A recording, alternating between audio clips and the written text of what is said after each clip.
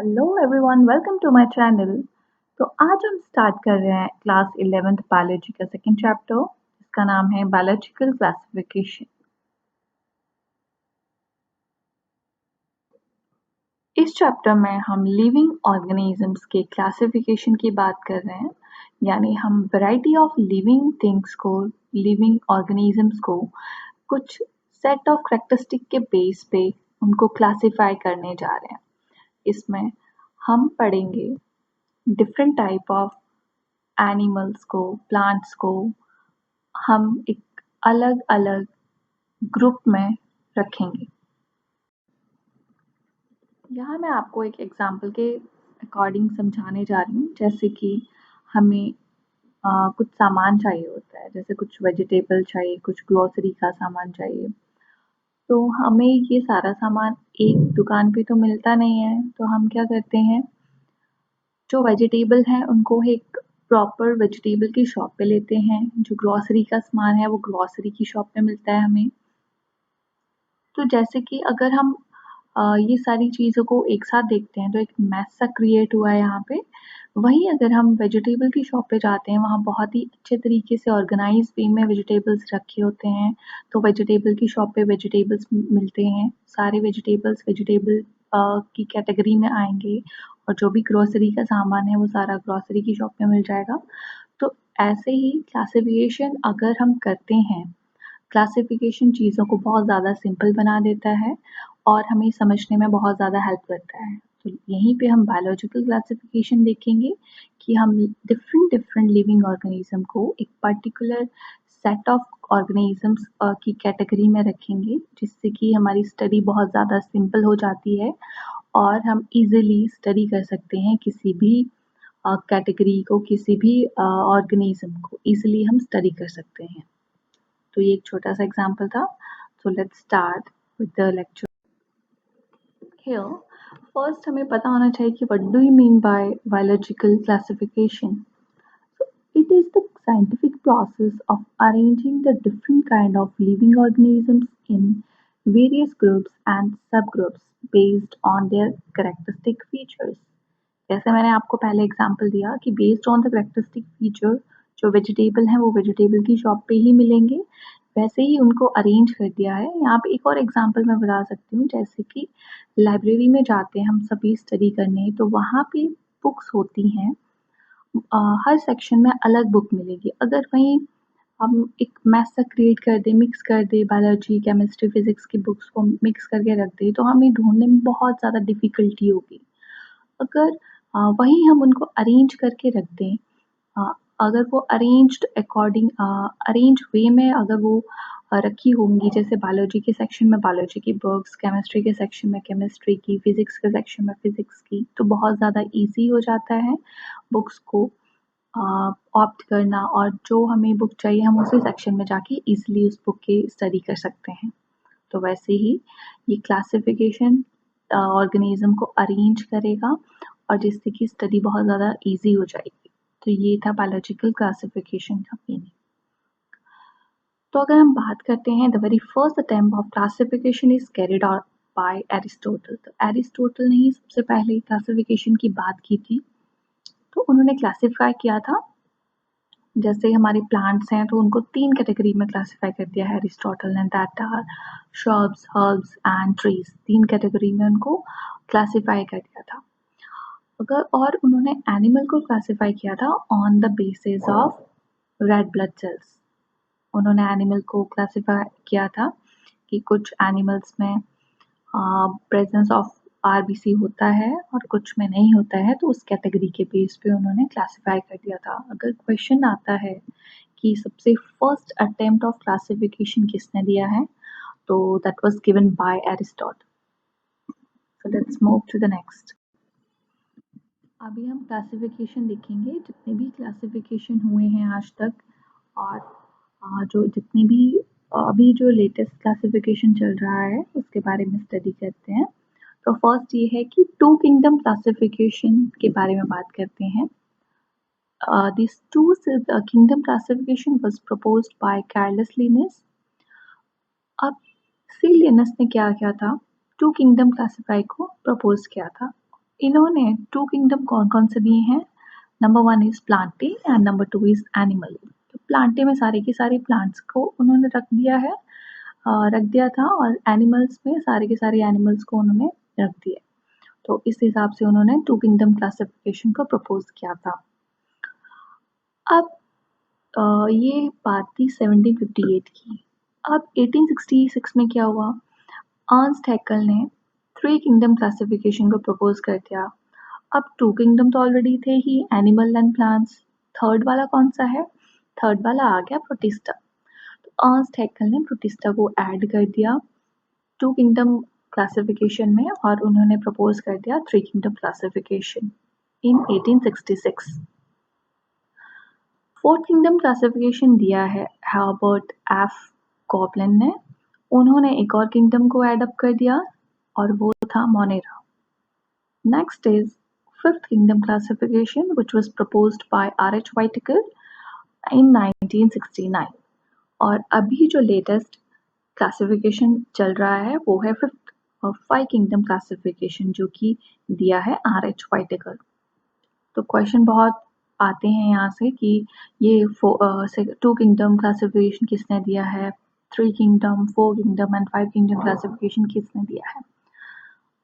तो अभी जो क्लासिफिकेशन हम स्टडी करते हैं वो है 5 किंगडम क्लासिफिकेशन। तो let's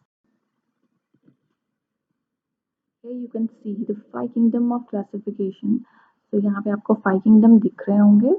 first is Monera, next one is protist and third is fungus, fourth one is Plantae and an animal. तो ये पांचों किंगडम किसने दिए हैं? R.H. Whittaker। यहाँ आपको दिख रहा है, इन्होंने ये जो R.H. Whittaker है, इन्होंने ही ये 5 किंगडम क्लासिफिकेशन को प्रपोज किया है। तो हम 1 बाय 1 करके पढ़ेंगे। तो आज हम एक ही किंगडम के बारे में स्टडी करने वाले हैं, वो है मोनेरा। तो let's start with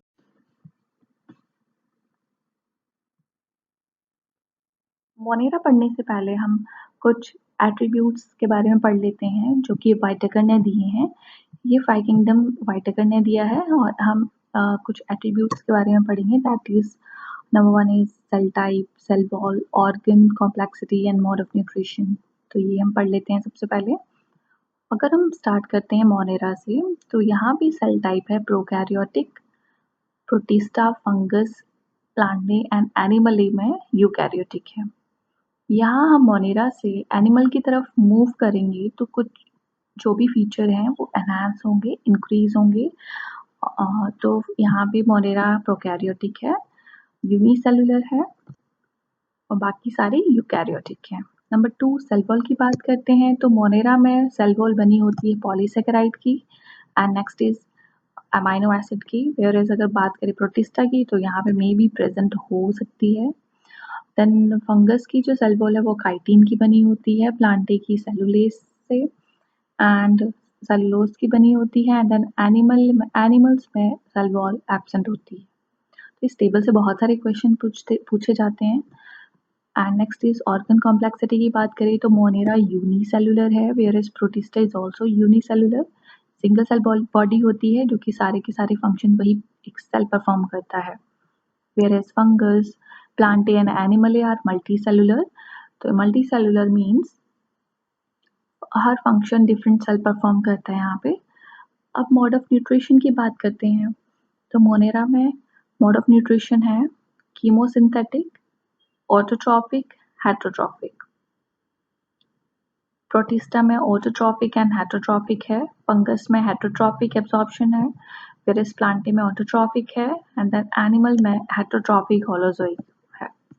So this is all about the 5 kingdom classification and ये हमने यहाँ पे चारों एट्रीब्यूट्स को कवर कर लिया है। फर्स्ट इज सेल टाइप पढ़ लिया हमने, cell wall, organ complexity and mode of nutrition. यहाँ हम स्टार्ट कर रहे हैं मोनेरा के बारे में।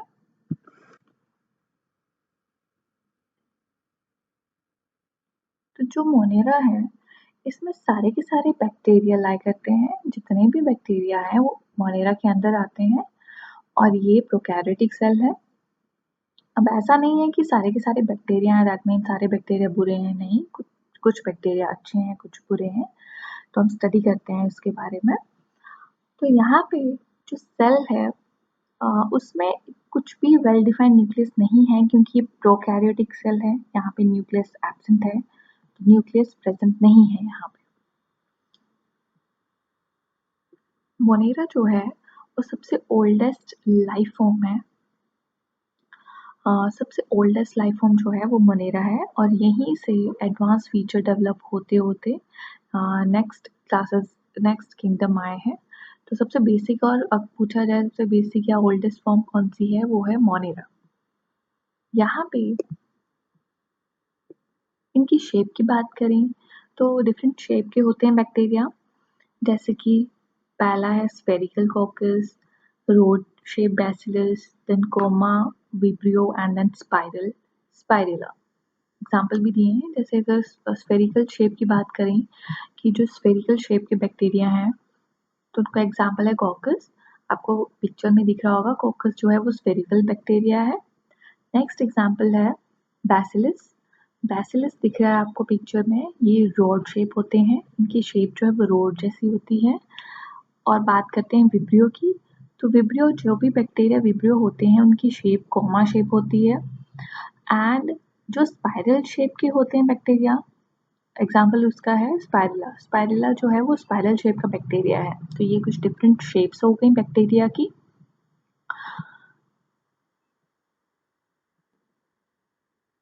अब रिप्रोडक्शन की बात करते हैं इनकी, तो ये रिप्रोड्यूस करते हैं फिजन से। और कुछ अगर अनफेवरेबल कंडीशन होती हैं तो ये स्पोर फॉर्मेशन में हेल्प स्पोर फॉर्म कर लेते हैं and also by DNA transfer from one bacterium cell to another, और ये अपना जेनेटिक मटेरियल ट्रांसफर भी करते हैं एक बैक्टीरिया से दूसरे बैक्टीरियम में। अब यहाँ पे सबसे इम्पॉर्टेंट जो है वो है माइकोप्लाज्मा। माइकोप्लाज्मा से भी क्वेश्चन आते हैं। तो माइकोप्लाज्मा में सेल वॉल नहीं होती है, mycoplasm lack cell wall and are the smallest cell to survive without oxygen. और ये सबसे छोटा सेल होता है, स्मॉलेस्ट सेल भी पूछा जाता है, तो ये माइकोप्लाज्मा है। और ये बिना ऑक्सीजन के, without oxygen mycoplasma cell survive कर लेता है।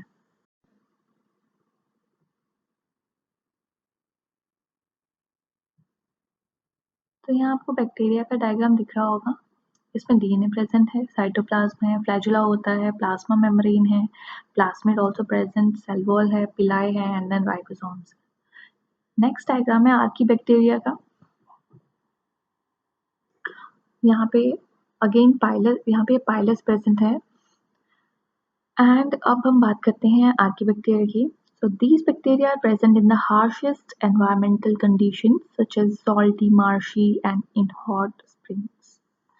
तो आर्की बैक्टीरिया बहुत ज़्यादा हार्श एनवायरनमेंट में ऐसी कंडीशन, हार्श कंडीशन जहाँ पे होती हैं वहाँ पे पाया जाता है। तो यहाँ एग्जांपल दिया है कि अगर सॉल्टी कंडीशंस हैं, मार्शी है या हॉट स्प्रिंग है, वहाँ इजीली आर्की बैक्टीरिया होते हैं, प्रेजेंट होते हैं and they are known as halophiles. अगर सॉल्टी एनवायरनमेंट में प्रेजेंट है तो उनको हेलोफाइल्स कहा जाता है। मिथेनोजेंस जो प्रेजेंट होते हैं मार्शी एरिया में, थर्मो एसिडोफाइल्स ये प्रेजेंट होते हैं हॉट स्प्रिंग्स में। यहाँ से भी क्वेश्चन आता है। नेक्स्ट है methanogens are present in the gut of ruminants and produce biogas. Methanogen ruminants के गट में प्रेजेंट होता है और ये बायोगैस की प्रोडक्शन में हेल्प करता है। Next is you bacteria. You bacteria एक ट्रू बैक्टीरिया है। इसमें रिजिड सेल वॉल प्रेजेंट होती है and motile organism have flagella. जो मोटाइल ऑर्गेनिज्म होते हैं उनमें फ्लैजुला प्रेजेंट होता है। फोटोसिंथेटिक साइनोबैक्टीरिया आता है। Cyanobacteria is also known as blue green algae and they have chlorophyll. Cyanobacteria में क्लोरोफिल प्रेजेंट होता है एंड कैरोटीनॉइड भी प्रेजेंट है। ये है photosynthetic autotrophs. They are unicellular, filamentous and colonial body which is covered by mucilaginous sheath.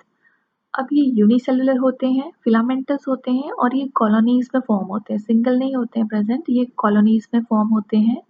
अब इनकी जो बॉडी है ये एक शीट से कवर होती है और उस शीट को बोला जाता है म्यूसिलेजिनस शीट। एग्जाम्पल है nostoc Anabaena, have heterocyst, where they can fix atmospheric nitrogen. Nostoc और एनाबीना एग्जाम्पल हैं। इनके पास हेट्रोसिस्ट है और हेट्रोसिस्ट का बहुत इम्पॉर्टेंट फंक्शन जो है वो ये है कि ये एटमॉस्फेरिक नाइट्रोजन को इजीली फिक्स कर लेता है। So this is again very important. Next is chemosynthetic autotrophs. They play an important role in recycling nutrients. Nutrients की recycling में help करते हैं chemosynthetic autotrophs and they get the required energy for ATP generation. ATP generation के लिए energy चाहिए होती है इनको और ये एनर्जी इनको मिलती है इनऑर्गेनिक सब्सटेंसेस से such as ammonia nitrates and nitrite. यहाँ आपको डायग्राम में दिख रहा है ये एनोबेना का स्ट्रक्चर है। ऊपर जो प्रेजेंट है वो एक्टिनेट है, देन कुछ वेजिटेटिव सेल प्रेजेंट है और इसमें हेट्रोसिस्ट प्रेजेंट है और हेट्रोसिस्ट का फंक्शन है कि ये नाइट्रोजन को स्पेशली जो एटमॉस्फेरिक नाइट्रोजन है उसको फिक्स करने में हेल्प करता है। Then this is heterotrophic. Heterotrophic bacteria होते हैं जो कि एक्ट करते हैं डिकम्पोजर की तरह। डिकम्पोजर मतलब ये डिकम्पोज कर लेते हैं चीज़ों को easily and they are used for various various purposes like nitrogen fixing, GARD and antibiotic production में बहुत ज़्यादा हेल्प करते हैं ये। Many bacteria are pathogen causing various diseases of plants and animals. बहुत ज़्यादा जो बैक्टीरिया हैं वो पैथोजन है और ये बहुत ज़्यादा डिसीज़ कॉज करते हैं, ना सिर्फ प्लांट्स में बल्कि एनिमल्स में भी बहुत ज़्यादा डिसीज़ को ये कॉज करते हैं। एग्जाम्पल की बात करते हैं तो citrus canker, tetanus, typhoid and cholera ये कुछ एग्जाम्पल हैं जो कि डिसीज़ कॉजिंग बैक्टीरिया के एग्जाम्पल हैं। So this is all about today's lecture. Thank you. I hope you all understand this. So please like, subscribe and share this video. Thank you.